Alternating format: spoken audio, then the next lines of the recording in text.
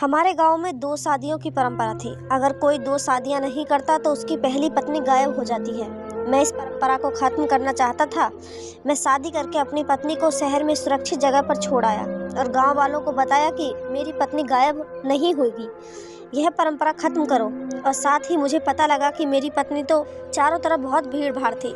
मेरे गांव के लड़कों ने मेरा घर रंग बिरंगे फूलों से सजा दिया था और लड़कियां ढोल की आवाज़ पर गीत गा रही थी।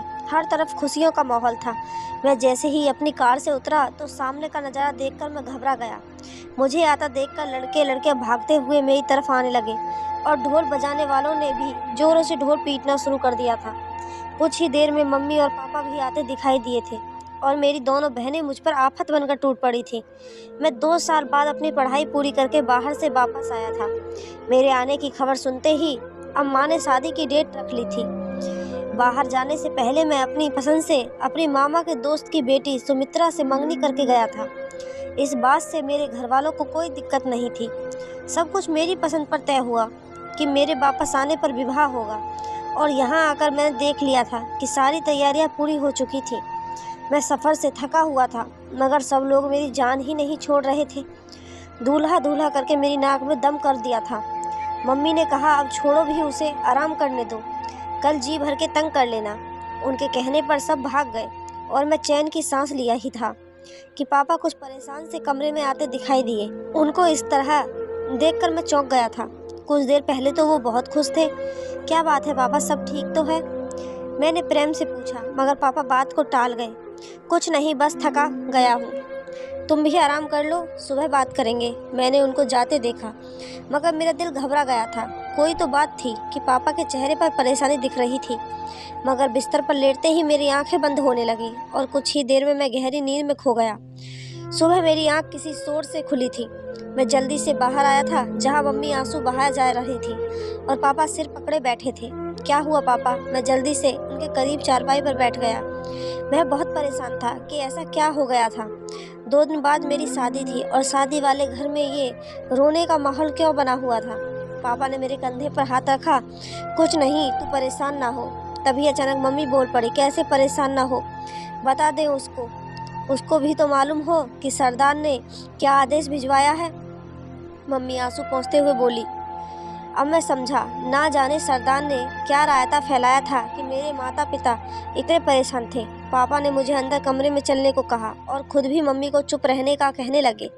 पापा ने मुझे जो कुछ बताया वह सुनकर मेरे तो होश ही उड़ गए, क्योंकि उनका कहना था कि सरदार का हुक्म है कि तुम एक ही दिन में 2 शादियां करोगे वरना तुम्हारी पत्नी गायब हो जाएगी। ये बात सुनकर मेरा दिमाग खराब हो गया। भला ये क्या ही नियम है? मैंने साफ साफ कह दिया कि मैं इस बात को नहीं मानता और जब मैं अपनी पसंद से शादी कर रहा हूँ तो दूसरी लड़की की ज़िंदगी क्यों ख़राब करूँ? और क्या लड़कियों के रिश्ते बाजार से मिलते हैं कि 2 पैसे देकर एक ही दिन में दूसरी दुल्हन भी ढूंढ लो? मुझे आपे से बाहर देखकर पापा खामोश रहने का कहने लगे, लेकिन मैं वहाँ से उठकर आ गया। लो भला ये कैसा कानून चल रहा था इस गांव में? ऐसी बात आज तक ना देखी ना सुनी। मैं सोचते सोचते खेतों की तरफ निकल गया ताकि ताज़ा हवा में कुछ तबीयत ठीक हो सके, लेकिन वहाँ भी यही बात मेरे पीछा करते रही। शाम को पापा ने फिर वही बात की तो मैंने उनको साफ साफ मना कर दिया कि ऐसी बातें सोचे भी ना। मैं नए दौर का लड़का हूँ और इन सब बातों को नहीं मानता, मगर बेटा हमारी इज्जत का सवाल है। अगर तूने दूसरा विवाह ना किया तो तेरी पत्नी गायब हो जाएगी, फिर हम लोगों को क्या मुँह दिखाएंगे? पापा भी सरदार की बातों में आ गए थे। मैंने उनको अच्छे से समझा दिया कि मैं विवाह होते ही सुमित्रा को यहाँ से दूर ले जाऊँगा जहाँ वह सुरक्षित होगी, तब तो आपको कोई दिक्कत नहीं होगी। मेरी बात पर पापा शांत हो गए थे। रात माँ ने बताया कि 15 साल पहले ये परंपरा इस गांव में शुरू हुआ था कि जो आदमी 2 शादियां ना करता उसकी बीवी गायब हो जाती थी। 1-2 लोगों के साथ यह हादसा हो चुका था। तब से हर कोई 2 शादियां ही करता था वरना एक पत्नी भी नहीं मिलती, क्योंकि वो गायब हो जाती थी। और सारी लड़कियों के माता पिता भी ये कड़वा घूंट पीने को तैयार थे। मुझे साफ लग रहा था कि मम्मी पापा मुझसे सच्चाई छुपा रहे थे, मगर मैंने उनको एहसास नहीं होने दिया और कह दिया कि मुझे इस मामले में से कोई लेना देना नहीं। मगर मैं इस बात की जड़ तक पहुंचना चाहता था कि आखिर ये सिलसिला कब और कैसे शुरू हुआ था, क्योंकि मैं पढ़ाई की वजह से हमेशा गांव से दूर ही रहा था। पापा ने कॉलेज के वक्त से ही शहर भिजवा दिया था। जहाँ मैं बस हॉस्टल में रहा करता था। मेरे पापा की अच्छी खासी ज़मीनें थी और अपने आम के बगीचे भी थे। हम गांव के सरदार नहीं थे, मगर उनसे कम भी ना थे, और गांव में और भी बहुत से लोग थे जो अच्छे खासे अमीर थे। मगर हमारे गांव में सरदारों का अपना एक इज्जत होता है, क्योंकि वो ही लोग गांव के होने वाले किसी भी प्रॉब्लम को हल करने की कोशिश किया करते थे। वो हर अच्छे बुरे वक्त में अपने गांव वालों का साथ दिया करते थे, तो हमें भी उनकी हर बात माननी पड़ती थी। लेकिन ये बात मैं मानने को हरगिज़ तैयार नहीं था।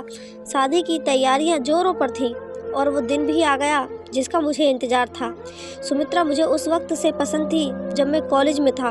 वो कभी कभार मुझसे पढ़ने आया करती थी। मैं जब भी गांव आता छुट्टियों पर तो वो मुझे बताती कि मेरी तरह वो भी अपनी पढ़ाई पूरी करना चाहती थी, और उसके पापा ने उसे 10वीं के बाद वहीं पढ़ने की इजाज़त दिए थे, क्योंकि वो अपनी बच्ची को शहर नहीं भेजना चाहते थे। उन्हीं दिनों मुझे सुमित्रा से प्यार हो गया था और ये मोहब्बत दिन ब दिन बढ़ती ही गई। और अब वो वक्त आ गया था जब मैं अपनी मोहब्बत को पाने वाला था, मगर मेरी खुशी में ये जहर घोलने की कोशिश की गई थी। उसकी वजह से मैं बहुत परेशान था। विवाह का वक्त था। मुझे लगा कि कुछ संबंधियों लोग बारात में शामिल थे।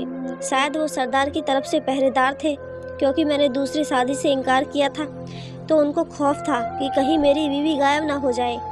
लेकिन मैं अपनी सोची समझी प्लानिंग के साथ विवाह होते ही जब दुल्हन को मेरे साथ गाड़ी में बिठाया गया, तो मैंने बहाने से कार रोकी और छुपते हुए सुमित्रा को लेकर दूसरी गाड़ी में बैठ गया, जो मेरे खास दोस्तों ने हमारे लिए खड़ी की थी। मेरा दोस्त संदीप और रोहित कब से हमारा इंतजार कर रहे थे। जैसे ही हम कार में बैठे, संदीप ने तेजी से गाड़ी चलाई और हम शहर की तरफ जा रहे थे। सुमित्रा को मैं पहले ही सब कुछ बता चुका था। वह काफ़ी परेशान हो गई थी, मगर मैं उसका हाथ थाम रखा था ताकि वो धैर्य रखे। काफ़ी दूर चलने के बाद अब हम बेफिक्र थे कि कोई हमारा पीछा नहीं कर रहा था। हमने सारी रात सफ़र किया। सुबह तक हम शहर तक पहुंच चुके थे। ये एक अनोखी शादी थी कि दूल्हे ने अपनी ही दुल्हन को भगाया था, लेकिन ये सब करना मेरी मजबूरी थी। अगर मैं ऐसा ना करता तो हमेशा यही परंपरा हमारे गांव में पनपता रहता। मैं इसको ख़त्म करना चाहता था। मैं सुमित्रा को यहाँ सुरक्षित जगह पर छोड़कर दूसरे दिन अपने गांव वापस चला गया, जहां मैं ये साबित करना चाहता था कि ये केवल एक वहम के अलावा कुछ भी नहीं है। इस रस्म को यही ख़त्म करके दफना दिया जाए। लेकिन शायद ये मेरी भूल थी। मैं सोच भी नहीं सकता था कि मेरे साथ क्या होने जा रहा था। दूसरे दिन मैं सुमित्रा को वहां छोड़कर वापस गांव चला आया था, जहां पापा मम्मी मेरा इंतजार कर रहे थे। लगातार लंबे सफ़र ने मुझे काफ़ी थका दिया था, लेकिन अब मैं खुश था कि सुमित्रा महफूज थी। मैंने शाम होते ही सब घर वालों को साथ बैठाकर समझाया कि अब तो आप सबको यकीन आ गया है कि ये सब एक झूठी बात है जो लोगों ने फैलाई हुई है। आज के बाद इस पर कोई यकीन नहीं करेगा। अभी हम ये बात ही कर रहे थे कि गांव के कुछ लोग मुझसे मिलने आ गए। असल में उनका मकसद ये जानना था कि मेरी बीवी अब भी मेरे पास थी या वह गायब हो चुकी थी। मैंने उन सबको बताया कि ऐसा कुछ नहीं है, सुमित्रा सुरक्षित है और मैं उस रस्म को ख़त्म करना चाहता हूँ। वहाँ बैठे एक शख्स ने पूछा कि हम कैसे मान लें कि वो सुरक्षित है। उसकी ये बात पर मैंने अपना फ़ोन निकाला और उसी वक्त सुमित्रा को कॉल मिला दी, लेकिन उसका फ़ोन बंद जा रहा था। सामने सारे लोग अजीब नज़रों से मेरी तरफ देखे जा रहे थे। मैं बार बार कॉल कर रहा था, मगर कोई जवाब नहीं आ रहा था। अब मुझे चिंता होने लगी थी। मेरे माथे से पसीना निकलने लगा था। दिल की धड़कनें बढ़ने लगी थी। हे भगवान, ये सब क्या हो रहा था? ना जाने क्यों मुझे एहसास हो रहा था कि सुमित्रा खतरे में थी, जबकि वहाँ बैठे लोगों ने चिल्लाना शुरू कर दिया कि हमने तो पहले ही कहा था, लेकिन तुम ही नहीं माने। मुझे उन सब की बातें सुनकर घबराहट होने लगी। मैं जल्दी से उठकर बाहर आ गया। अब मैंने संदीप को कॉल किया तो उसने बताया कि रात में अचानक उसकी तबीयत खराब हो गई थी और वो अपने घर वापस आ गया था, जबकि सुमित्रा की देख रेख के लिए अपने खास 2 नौकरों को लगाया था। संदीप, तुम्हें सुमित्रा को अकेले नहीं छोड़ना चाहिए था। मैंने उसकी कॉल काटी। उसी वक्त अपनी गाड़ी में बैठकर वहाँ से निकल गया। ना जाने सुमित्रा किस हालत में होगी। मेरा दिमाग में अजीब ख्याल आने लगे। मैं जैसे ही शहर पहुंचा तो संदीप ने बताया कि सुमित्रा के साथ साथ दोनों नौकर भी गायब हैं। अजीब सी बेबसी थी। मैं पुलिस को भी नहीं बता सकता था, लेकिन जाने से पहले मैं सारा बंदोबस्त करके रखा था कि अगर सुमित्रा को वहाँ से गायब किया जाता है तो मुझे मालूम हो सके कि वो कहाँ है। लेकिन ये बात मैं सबसे छुपा कर रखा था। अपने दोस्तों को भी नहीं बताया था क्योंकि हो सकता है कि कोई भी इस अहम बात को किसी के सामने बोल देता तो वो लोग जो कि सुमित्रा को गायब करने वाले थे वो चौकन्ना हो जाते। मैंने जल्दी से अपना फ़ोन निकाला और अकेले में जाकर एक नंबर डायल किया। कुछ ही देर बाद मेरी कॉल रिसीव कर ली गई थी और अब मेरा दिल बहुत ज़ोर से धड़कने लगा था कि आगे इसे क्या जवाब मिलता है। मेरी कॉल के जवाब में सिर्फ खामोशी थी और बस 2 मिनट में एक मैसेज मुझे मिला। वो लाइव लोकेशन थी। मेरा दिल घबरा रहा था। मैंने संदीप और रोहित को अपने साथ आने को कहा और वहाँ से निकल आया। मैं उसी तरफ जा रहा था जहाँ मुझे वो लोकेशन लेकर जा रही थी। फिलहाल संदीप और रोहित को इस बात का पता नहीं था। काफ़ी दूर जाने के बाद हमें एक सुनसान जगह नज़र आए जहाँ दूर दूर तक कोई आबादी नज़र नहीं आ रही थी। जब मैंने फैसला कर लिया कि मुझे पुलिस की मदद की ज़रूरत है, मैंने अपने एक करीबी दोस्त को कॉल किया जो कि हाल ही में एएसपी बना था। मैंने उसे अपनी परेशानी बताई और अपनी लोकेशन सेंड की कि इस इलाके के एसएचओ की मदद चाहिए। उसने मुझे यकीन दिलाया कि तुम बेफिक्र हो जाओ, मैं भेजता हूँ। और तकरीबन आधे घंटे हम वहीं इंतज़ार करते रहे। जैसे ही पुलिस की गाड़ी आते दिखाई दी, हम तीनों ने सारा किस्सा पुलिस को बता दिया और बताया कि यहाँ की लोकेशन मिली है। तो वो हमारी मदद को तैयार हो गए और हम उसी तरफ चल पड़ रहे थे जहाँ से सिग्नल आ रहे थे। दरअसल मैंने एक प्राइवेट जासूस की एजेंसी के 2 बंदे हायर किए थे ताकि अगर कोई सुमित्रा को अगवा करने की कोशिश करता है तो वो भी उनका पीछा करे। और आज उन्हीं के बदौलत मैं इस जगह पहुँच आया हूँ। इस इलाके में काफ़ी दूर जाकर एक पुरानी बिल्डिंग नज़र आई जो कि एक गोदाम था जहाँ गेहूँ रखा जाता था। हम जैसे ही वहाँ पहुँचे तो हमें देखकर एक आदमी ने भागना शुरू कर दिया, लेकिन पुलिस ने जल्द ही उसे आड़े हाथों लिया। हम लोग अंदर पहुँचे तो वहाँ एक कोने में सुमित्रा को बैठे हुए थी जिसके हाथ पैर रस्सियों से बांधे थे। मैंने जल्दी से ही उसे रस्सियों से आज़ाद किया और तसल्ली दी। वो मुझे देखकर रोने लगी थी। उसके मेहंदी लगे हाथों में जख्म पड़ चुके थे। मैं इन लोगों को सजा दिलाकर रहूँगा। सुमित्रा, तुम हिम्मत रखो। वहाँ टोटल 4 लोग थे जिनको गिरफ्तार कर लिया गया था। हम सब थाने आ गए थे और वहाँ इन मुजरिमों को थोड़ी सी मार क्या पड़ी, उन सब ने सच उगल दिया। वो लोग किसके कहने पर तुम लोगों ने इसे अगवा किया? और फिर कांपते हुए उन लोगों ने बता दिया, लेकिन जो नाम उनके मुंह से निकला वो सुनकर मेरी रूह कांप गई। ये झूठ बोल रहे हैं। मुझे बिल्कुल यकीन नहीं आ रहा था। भला ऐसे कैसे हो सकता था? लेकिन वो लोग अपनी बात पर डटे थे।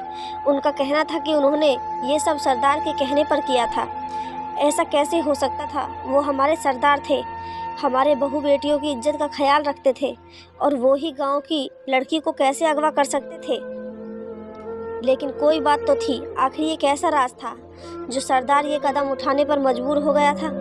हमारे गांव में तो ये अत्याचारी सरदार वाला कोई बात नहीं हुआ करता था। अब ये कैसे हुआ? मुझे बात की तह तक पहुंचना था और इस सवाल का जवाब मुझे खुद ढूंढना था। मैं एक पढ़ा लिखा नौजवान था। मेरा फर्ज बनता था कि मैं सरदार से सवाल करूं, चाहे उससे मुझे कोई भी खतरा क्यों ना हो। वहां से निकलते ही मैं वापस सुमित्रा को लेकर गांव आ गया। सब घर वाले सुमित्रा को देखकर बहुत खुश हुए, लेकिन अब भी मैं परेशान था। कुछ देर आराम करने के बाद मैं सरदार की हवेली की तरफ निकल गया, जहां सरदार अपने गांव वालों के मसले सुन रहा था। मैंने भी उनको नमस्कार किया और बोला, सरदार, मेरा भी एक ज़रूरी मामला है। अगर आपकी आज्ञा दें तो सबके सामने बयान करूं या अकेले में सुनना चाहेंगे? सरदार ने मेरी बात पे सर हिलाकर कहा, मुझे मालूम हुआ है कि तुम्हारी बीवी गायब हो चुकी है, और अगर तुम हमारी बात मान लेते तो ऐसा बिल्कुल भी ना होता। वो जानबूझकर बोला था कि सब लोग जान लें कि मैंने उनकी बात न मानकर बुरा किया है। नहीं सरदार, वो बात नहीं है। दरअसल सच्चाई कुछ और ही है कि मैंने अपनी पत्नी को छुड़वा लिया है, और जो लोग पकड़े गए हैं उन्होंने नाम भी बता दिया है कि वो किसके कहने पर ऐसा कर रहे थे। मेरी बात सुनकर अब की बार सरदार का रंग फीका हो चुका था और वो अपने माथे से पसीना साफ करने लगे। उन्होंने उसी वक्त मुझे कहा, मेरे साथ अंदर चलो, और जल्दी जल्दी वहाँ से अंदर की तरफ चलने लगा। मुझे अब किसी बात का डर नहीं था, क्योंकि मुझे भगवान पर विश्वास था। कोई सरदार किसी से उसकी इज्जत नहीं ले सकता। अंदर जाते ही सरदार ने गरजते हुए पूछा कि क्या बेहूदगी थी? तुम क्या साबित करना चाहते थे? मैंने अभी आपको कुछ बताया भी नहीं, आप बिना वजह क्यों चिल्ला रहे हैं? तब उसने खुद को कुछ काबू में किया, लेकिन मैं पूछना चाहूँगा कि आपने ये सब क्यों किया? हम तो आपको अपने गांव का रक्षक समझते थे और आपने हमारी इज्जत पर डांका डालने की कोशिश की। मेरी शादी की रात जब मैंने आपके आदमी अपने आसपास देखे तो मुझे फिक्र महसूस हो रहा था कि मेरे सरदार ने मेरी इज्जत की हिफाजत के लिए उनको भेजा था, लेकिन ये मेरी भूल थी। आपने तो मेरी बीवी को गायब करने के लिए उनको भेजा था, आखिर क्यों? मैं चिल्ला पड़ा। सरदार, मैं चाहता हूँ तो सबके सामने आपका राज खोलकर आपको बेइज्जत कर सकता था। पूरे गांव में आप मुंह दिखाने के काबिल न रहते। आसपास के इलाकों के सरदार भी तो थू थू करते, लेकिन मैं आपसे सच्चाई जानना चाहता हूँ कि ऐसा क्यों किया। मेरी बात पे सरदार ने के कंधे झुक गए और वो चारपाई पर बैठ गया। तुम सच कहते हो, मैं ही तुम्हारा मुजरिम हूँ, लेकिन मैंने अपनी इज्जत बचाने के लिए किया। आज से 15 साल पहले मैंने अपनी पसंद से धूमधाम से शादी की थी। मेरी शादी के दिन कहीं से एक फकीर आया था जो अजीब से हुलिये में था। उसने सबके सामने मुझे कुछ कहा कि 2 शादियाँ करो वरना तेरी पहली पत्नी गायब कर दूंगा। ये कहकर वो जोर जोर से हंसने लगा था। सब लोग उसकी बात को मजाक समझकर हंसने लगे। मैं शहर की एक लड़की से शादी कर रहा था जो कि एक गरीब घर से थी। सबके मना करने के बावजूद मेरे स्वर्गीय पापा ने जोर डाला कि शहर की लड़की से शादी मत करो, वह यहाँ नहीं रह पाएगी। मगर मुझे अपनी मोहब्बत पर विश्वास था। मैं भी तुम्हारी तरह नौजवान था, अपनी पत्नी को इज्जत देना चाहता था। मगर वो शादी की रात ही घर से सारा सामान, रुपया, 100 तोले सोना भी सब कुछ लेकर फरार हो गई। मैं कहीं मुंह दिखाने के काबिल नहीं रहा। मेरे चेहरे पर उदासी थी, लेकिन उसी दिन बाबा ने सबके सामने बात रख दी, क्योंकि साधु ने ये बात कही थी कि 2 शादियाँ करो और मैंने उसकी बात न मानी थी, तो इसलिए मेरी बीवी गायब हो गई है। पहले तो लोग इस बात को मानने को तैयार न थे, लेकिन अगले माह जब एक लड़की की शादी हुई तो उसको मैंने 2 शादियों का कहा, मगर वो भी ना माना। मजबूरन अपनी इज्जत बचाने के लिए मुझे उसकी बीवी को अगवा करना पड़ा। और इसी तरह ये बात फैल गई कि मेरी बीवी भागी नहीं थी, वो फकीर की बद्दुआ की वजह से गायब हुई थी और यहाँ मेरी इज्जत रह गई थी। तब से आज तक मैं इस बात को निभा रहा हूँ। आज भी मुझे वो रात याद आता है। सरदार की आंखों से आंसू आ गए, लेकिन मेरा यकीन करो, मैंने किसी को नुकसान नहीं पहुंचाया। उन लड़कियों को कुछ दिन बाद छोड़ देता था और अच्छी जगह उनकी शादी भी करवा दी जाती थी। बस तुम्हारी बीवी से पहले 2 और दुल्हनों को अगवा करवाया था, वरना तो सभी कई सालों से बात मानते आ रहे थे। 2 शादियां करनी थी। मैं हैरान और सदमे से बेहाल था। अपने झूठ छिपाने के लिए कोई इतना भी गिर सकता है? आपने जो किया उसकी सज़ा आपको भुगतनी पड़ेगी। सरदार, या तो आप सबके सामने सरदारी से इस्तीफ़ा दे दीजिए या फिर अपना सच सबके सामने ले आएं। मैं नहीं चाहता कि हमारे गांव का मुजरिम हमारे साथ रहकर हमारे ऊपर राज करे। ये सब कहकर मैं वहां रुका नहीं और गुस्से से चला आया था। मैं खामोश था, सिर्फ और सिर्फ इसलिए कि सरदार खुद ही अपना जुर्म कबूल कर ले। और दूसरे दिन मुझे मालूम हुआ था कि सरदार ने रात को अपनी जान ले ली थी। कितनी अजीब बात थी ना। उस शख्स ने अपनी झूठ को अपने ऊपर सवार कर लिया था। अगर वो इस बात को सबके सामने बता देता कि उसकी बीवी उसे छोड़कर भाग गई थी, तो आज इस गांव की बहू बेटियों की इज्जत महफूज होती। लेकिन इस सरदार ने दुनिया के साथ साथ खुद को भी बर्बाद कर लिया। अगर वो सारे गांव से माफ़ी मांग लेता तो शायद लोग उसे माफ़ कर देते हैं। लेकिन हाँ, सबको मालूम हो चुका था, क्योंकि सरदार ने खत में अपना जुर्म कबूल कर लिया था। अब हम बेफिक्र थे। अब किसी शख्स को बिना वजह 2 शादियाँ नहीं करनी पड़ती थी। मैं और सुमित्रा बहुत खुश थे और गांव की पंचायत के मुताबिक मेरे पापा को सरदार चुना लिया गया था। मेरे पापा से वादा लिया था कि वो कभी किसी के दबाव में आकर कोई गलत फैसला नहीं करेंगे और गांव के हर इंसान की जान और इज्जत की देखभाल करेंगे। पापा ने वादा किया था और आज भी इस पर कायम थे। मैं और सुमित्रा कभी कभार जब गांव जाते हैं तो वही किस्सा दिलो दिमाग में आ जाता है। ना जाने क्यों अब मेरा गांव जाने का बिल्कुल दिल नहीं करता। बस प्रार्थना करता हूँ कि भगवान सभी को खुश रखे और बुरे लोगों से बचाए। आपको मेरी कहानी कैसी लगी कमेंट बॉक्स में ज़रूर बताएं। और कहानी अच्छी लगी हो तो चैनल को सब्सक्राइब, वीडियो को एक लाइक ज़रूर करें। धन्यवाद दोस्तों।